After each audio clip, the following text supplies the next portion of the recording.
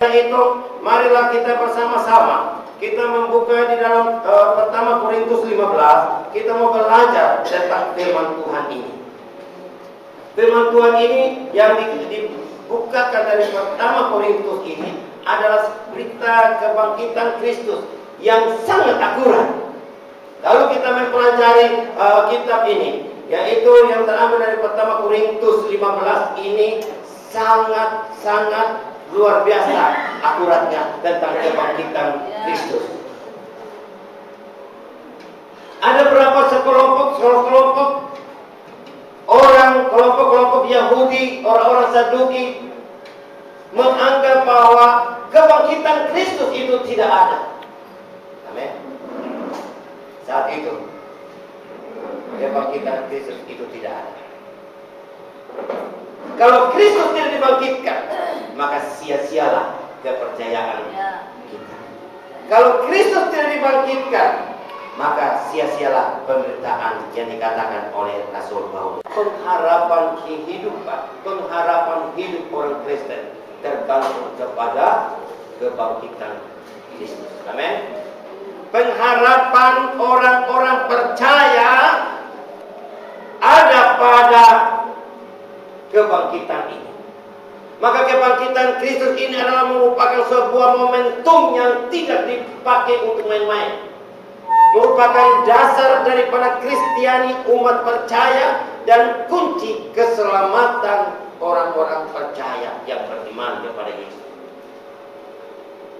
Tapi banyak doktrin-doktrin yang mengajarkan tentang kebahagiaan, berkat-berkat, mengabaikan hal ini.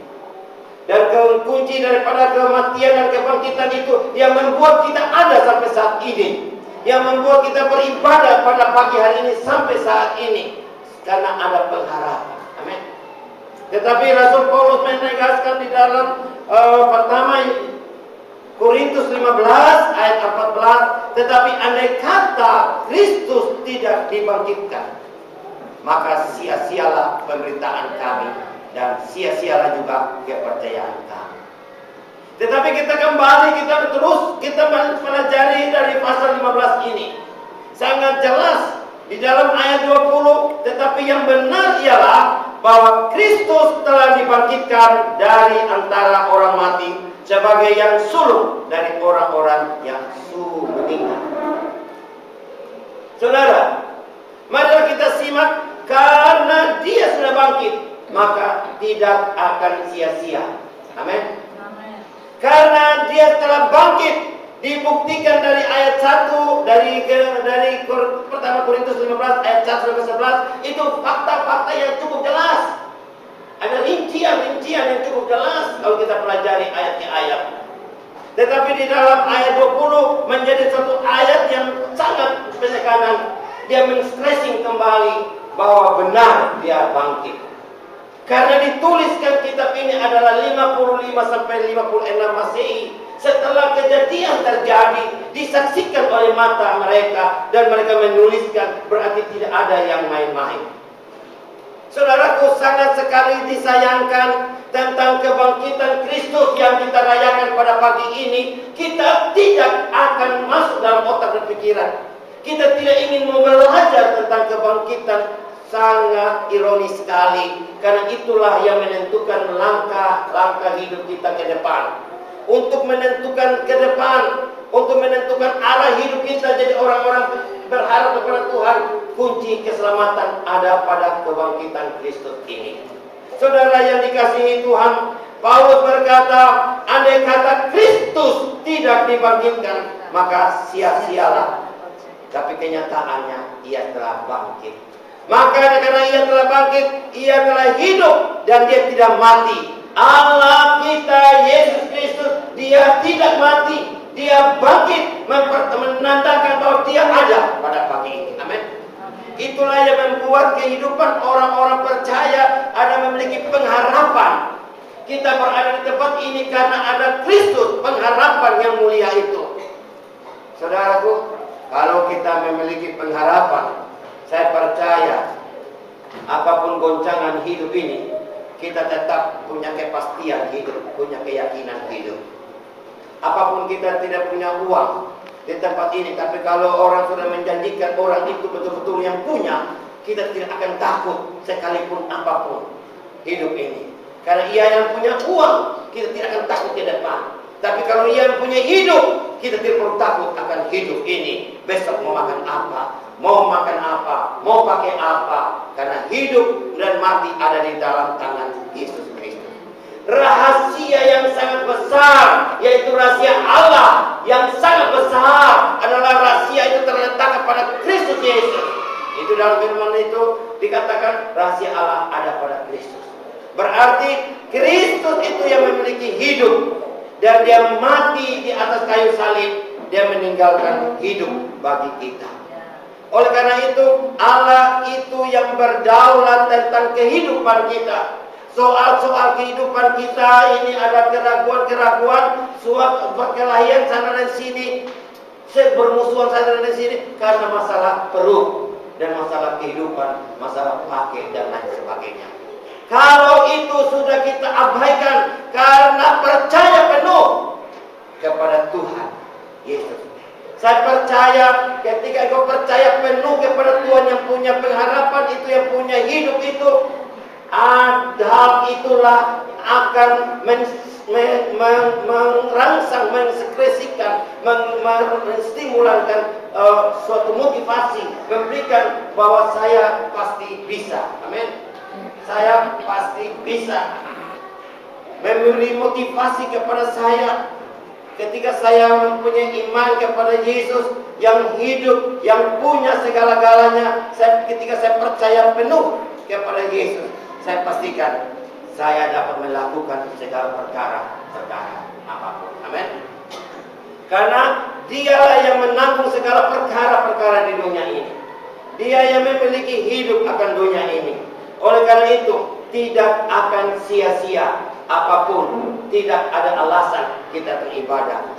Oleh karena itu, saudaraku, kita lihat bersama di dalam pertama Korintus 15 yang kita baca ini, kita masuk ke dalam ayat 58, kita melihat, saya terpikat di sini, bahwa karena itu, saudara-saudaraku yang kekasih, berdirilah teguh, jangan goyah, dan giatkanlah selalu dalam pekerjaan Tuhan. Sebab kamu tahu bahwa dalam persekutuan dengan Tuhan, jerih payahmu tidak sia-sia. Amin. Tepuk tangan untuk Tuhan. Pengharapan inilah yang ada pada hidup kita. Kita datang di tempat ini tidak sia-sia. Ketika kita memiliki pengharapan yang teguh kepada Allah yang kita sembah, dan kita akan mendapatkan sesuai dengan iman kita. Jadilah sesuai dengan imanmu. Amin. Saya percaya ketika punya komitmen bahwa saya ada di sini, saya akan mendapatkan sesuatu. Jadilah sesuai dengan imanmu. Amin. Ketika saya dalam keadaan sakit, saya datang di tempat ini, saya akan berjumpa dengan Tuhan. Saya akan percaya bahwa saya akan disembuhkan. Saat ini juga saya disembuhkan karena sesuai dengan imanmu, perkataan imanmu, hatimu, bahwa percaya penuh. Saya datang ke tempat ini tidak sia-sia. Amin. Apapun, jika kita mendasari iman dan pengharapan kepada Tuhan, Dia akan membangkitkan kita. Iman dan pengharapan di dalam kebangkitan itu, Dia membangkitkan kita.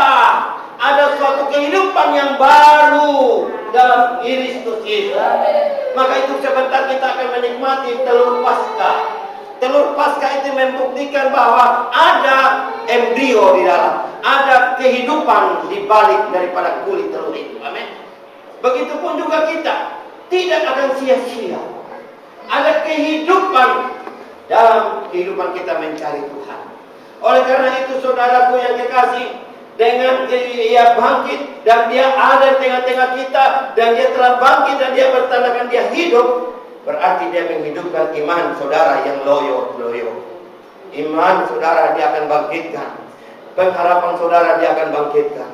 Pengharapan saudara Dia akan bangkitkan. Kasih saudara yang tadinya tertidur Dia akan bangkitkan pada saat ini. Yang paling penting, kita harus mau sadar dan mau mengerti dan mau memiliki pengertian yang dalam tentang makna daripada kebangkitan itu, tentang Yesus yang lahir dan bangkit itu. Situlah terjadi sesuai dengan imanmu, kepercayaanmu. Amin. Saya percaya engkau yang datang di tempat ini pasti memiliki suatu polemik, banyak masalah yang engkau hadapi. Saya tidak tahu satu persatu. Engkau dengan Tuhan yang tahu. Mungkinkah engkau sekarang mengalami gundah gulana? Engkau sedang mengalami imanmu lagi mundur dan tergoyahkan. Mungkin pengharapanmu tidak 100% kepada Tuhan. Mungkinkah kasihmu sudah tawar? Saya tidak tahu. Yang tahu engkau dengan Tuhan. Ketika engkau memiliki pengertian yang benar, saya memberitahukan dari tempat ini bahwa Kristus telah bangkit. Kristus ada di tengah-tengah kita. Dia telah mati dan dia telah bangkit dan dia telah bersama-sama dengan murid-murid dan dia meneguhkan murid-murid 40 hari lamanya sebelum dia naik ke surga. Maksudnya apa? Dia tahu persoalan-persoalan yang ada pada kehidupan umat-umat manusia. Dia sangat menangis dan dia tahu tentang situasi-situasi. Sehingga dia katakan di dalam pertama Korintus 12 ayat 20. Di situ sangat jelas dia katakan, aku khawatir kalau aku datang, aku tidak menjumpai sebagaimana yang aku inginkan. Aku khawatir kalau aku datang, engkau tidak akan menemukan apa yang engkau inginkan. Saudaraku kekasih, perjalanan kehidupan kekekalan ini sangat penting. Seberapa banyak uangmu, seberapa banyak miliaran, tapi tidak berarti dengan keselamatan jiwa. Amin. Jiwa ini sangat diperhitungkan oleh Tuhan tentang keselamatan kekal abadi. Kalau kita memikirkan tentang surga, berarti ada kemuliaan yang menanti kita. Kalau kita pikirkan tentang surga, berarti ada kemuliaan yang sedang menanti kita. Kalau kita pikirkan tentang kekekalan, berarti kehidupan kita pasti berubah. Cara pandang kita berubah. Kita tidak memikirkan uang, harta, dunia. Tapi kita memikirkan kaya mati sebentar. Saya punya pengharapan yang mulia. Saya ada bersama Yesus. Saya bersama-sama dengan kemuliaan Allah. Amin. Itulah yang saya cari. Saya sudah bosan dengan kehidupan dalam dunia ini. Tidak pernah ada rasa memberikan kepuasan. Tidak pernah akan memberikan kepuasan yang ada di muka kolong langit ini. Karena pengharapan itu selalu mengecewakan. Lingkungan ini, alam ini, orang tua, anak, istri, suami saling memberikan kekecewaan. Tapi yang tidak memberikan kekecewaan, Yesus yang ada di balik imanmu. Amin. Engkau percaya, engkau tidak sendirian pada pagi ini. Saya percaya ketika saya memiliki pengharapan yang teguh kepada Tuhan, ada energi yang bergerak dalam saya, ada kekuatan yang bergerak dalam saya. Saya selalu menyanyi, memuji dan membesarkan nama Tuhan. Saya katakan, Tuhan, saya tidak ada apa-apa ya Tuhan, tapi semua karena kemurahan Tuhan, karena kebaikan Tuhan, karena anugerah Tuhan, saya bisa berdiri di tempat ini. Saya tahu bahwa saya sangat terbatas Tuhan, tapi Engkau mengasihi umat-umat di tempat ini. Engkau akan memberitakan sesuatu perkara-perkara yang besar. Yesus mati dan naik ke surga. Sebelum dia naik ke surga, dia bersama-sama dengan umat-umat. Dia bangkit, tadinya dia mati bersama-sama dengan kita punya dosa-dosa. Dosa-dosa Adam dan turunannya, dia bawa semua dalam kematian. Ketika itu dia bangkit. Dia bukan bangkit dasar akan Adam lagi, tapi dia bangkit karena Kristus dan bangkit dia yang jadi Kristus. Amin. Berarti dalam kehidupan dalam dunia ini ada dua, yaitu manusia Adam dan manusia Kristus. Amin. Kristus yang sudah ada, dia bersama-sama dengan murid-murid ketika itu. Kalau kita mempelajari di dalam pertama Korintus 15 ini, di dalam ayat 6 kita melihat ayat 5 sampai ayat 8, dia berjumpa dengan murid-murid ketika itu. Dia berjumpa dengan Thomas. Ketika itu mereka dalam keadaan ketakutan semuanya. Karena dia mati. Tetapi Tuhan tahu pergumulan yang dia sedang alami. Tuhan tahu yang sedang dia alami. Karena kebangkitan itu memberikan sebuah kemenangan yang besar, memberikan suatu perubahan yang besar, yang tadinya takut menjadi keberani yang luar biasa. Amin, saudaraku. Saya percaya saudara pada saat ini dilanda dengan banyak hal. Ya, saudara dilanda dengan suatu ketakutan yang begitu berat. Tapi saya mau katakan, betapa pentingnya kebangkitan Kristus, betapa pentingnya kebangkitan Kristus pada pagi ini. Sekali lagi saya katakan, betapa pentingnya kebangkitan Kristus pada saat ini. Maka itu saya mau berkata, percuma kalau Yesus hanya mati sebatas pengampunan dosa kita dan saya dan saudara, jikalau ia tidak dibangkitkan. Percuma saya katakan, tetapi nabi ini adalah nabi yang mati dan bangkit. Tidak ada nabi-nabi di dunia ini yang bisa bangkit dan mati dan mati terus. Tetapi Yesus kita, Allah yang hidup, yang mati hari ini, dia hari ketiga dia bangkit, dan dia bersama-sama menampakkan dirinya, meneguhkan murid-murid. Kita semua diteguhkan semua, dan pada saat ini kita dengan kekuatan pengharapan, dengan iman, pengharapan dan kasih. Hanya modal 3 hal: iman, pengharapan dan kasih. Kita bermodalkan minta kepada Tuhan, dia akan datangi bagi kita pribadi lepas pribadi. Sebagaimana 2000 tahun yang lalu, dia datang bagi orang-orang yang memiliki gundah gulana, memiliki ketakutan, memiliki susah, takut ketakutan. Perjalanan murid-murid ke Emmaus dengan penuh pergumulan, mereka bertanya-tanya, kenapa dia mati? Yesus hadir saat itu. 2000 tahun yang lampau sampai sekarang Yesus tidak berubah. Kondisinya tidak berubah, kuasanya tidak berubah, situasinya tidak berubah. Hari ini yang berubah imanmu yang bergoyang-goyang. Dan kalau imanmu tidak bergoyang, tetap prinsip, tetap terjadi. Di 2000 tahun yang lalu dia datangi kepada engkau buka diri, dan dia tahu pergumulan yang kau alami. Dia datangi kepada engkau. Amin. Sehingga ada kehidupan di pasca itu. Saya mempunyai keyakinan yang pasti dan kuat karena saya punya iman. Saya mempunyai satu penulisan. Pasca. Kalau kita lihat P-A-S-K-A-H. Pasca itu artinya apa? Saya renungkan. Pasti aku hidup. Oke? Pasca. Karena Allahku. Pasti aku selamat karena Allah. Pasti aku selamat karena Allahku hidup. Amin. Tepuk tangan untuk Tuhan. Allahku hidup. Pasti aku selamat. Amin. Di sini adalah jelas bahwa pasca ini, ketika kita mengimani sungguh-sungguh tentang hari ini, dan kita mengerti, dan kita lakukan, jadilah sesuai dengan imanmu. Amin, saudaraku. Amin. Selanjutnya, bahwa Yesus yang akan turun, akan menjumpai dan membangkitkan orang-orang yang mati terdahulu yang percaya. Ingat, penekanan kita adalah orang-orang yang percaya. Amin. Berarti kita, saya dan saudara adalah orang yang percaya kepada Tuhan. Itu ada memiliki pengharapan. Ke depan ada pengharapan. Karena saya percaya berarti akan ada suatu nilai tambah, yaitu saya akan dibangkitkan bersama Kristus. Amin. Yang ku kehendaki ialah mengenal dia dan kuasa kebangkitannya dan persekutuan dalam penderitaannya, di mana aku menjadi serupa dengan dia dalam kematian. Saudaraku, apakah saudara tidak bosan kalau mendengar hamba-hamba Tuhan datang menjadi serupa dengan Allah, menjadi serupa dengan Tuhan? Pasti saudara berpikir, oh, saya manusia yang berdosa, tidak mungkin dapat serupa dengan dia. Amin.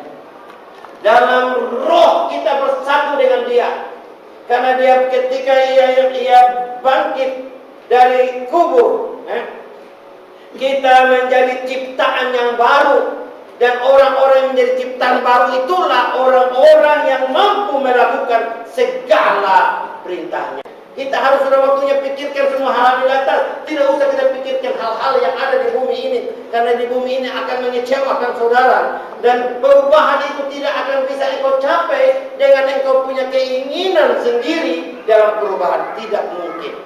Hanyalah komitmen kita, komitmen dalam diri kita, dituntun oleh Roh Kudus, minta oleh Roh Kudus, kita hidup oleh Roh Kudus dan dituntun oleh Roh Kudus. Disitulah saya percaya kau akan dimampukan untuk berubah. Amin. Kau menjadi ciptaan yang baru. Saya percaya Yesus sudah mati, kepala sudah mati, tapi tubuh kita belum mati. Amin. Itu persoalannya. Yesus sudah mati dalam hidup. Yesus sudah mati, sudah membawa dosa-dosa kita. Di mana kepala gereja adalah Yesus Kristus. Oleh karena itu, saudaraku, waktu Tuhan Yesus mati, saya percaya ada kuasa yang menyertai kebangkitan. Amin. Kuasa itulah yang ada pada tempat ini. Kuasa itulah yang sedang bekerja dalam kehidupan kita. Kuasa untuk meneguhkan engkau, kuasa untuk meneguhkan dan memberikan semangat, memberikan keteguhan, memberikan keberanian banyak. Dan ketika itu murid-murid bersedih, ketika Yesus bangkit, mereka tidak bersedih lagi. Di sini memberi tanda kepada kita bahwa Allah itu bukan dia hanya sekadar memberikan kuasa saja, tapi dia memberikan hidupnya. Amin. Memberikan hidup kepada kita. Tidak usah kita takut akan kehidupan kita. Mungkinkah dalam rumah tangga kita belum pernah mengalami suatu kebangkitan Kristus? Di dalam kehidupan rumah tangga, di dalam bisnis kita belum kita mengalami kebangkitan Kristus? Di dalam pekerjaan kita belum kita mengalami kebangkitan Kristus? Marilah kita evaluasi pada pagi hari ini sebagai akhir ibadah kita pada pagi ini. Sebelum dilewatkan momentum yang berharga ini, marilah kita renungkan. Mungkinkah kita dalam keadaan yang belum punya kepastian? Temukan itu di dalam ibadah pagi ini. Marilah kita temukan pada pagi ini. Kenapa kita belum mendapatkan kuasa kebangkitan itu? Kenapa kita belum mendapatkan kuasa itu? Karena kita tidak menjadi serupa dengan dia. Kehidupan daging kita masih bekerja di dalam kehidupan ini. Dia membuat kita tidak jadi ciptaan yang baru. Amin, saudara. Pada saat ini, saudara harus percaya bahwa janji Tuhan, kita akan dipanggil keluar untuk melayani, bukan untuk dilayani. Ketika kita dipanggil untuk melayani, ada kuasa yang menyertai kita. Amin. Kuasa itulah kuasa yang membangkitkan Kristus dari yang mati. Kuasa itu juga yang membangkitkan kita, yang bergairah untuk kita dapat melayani Tuhan dengan baik dan sungguh.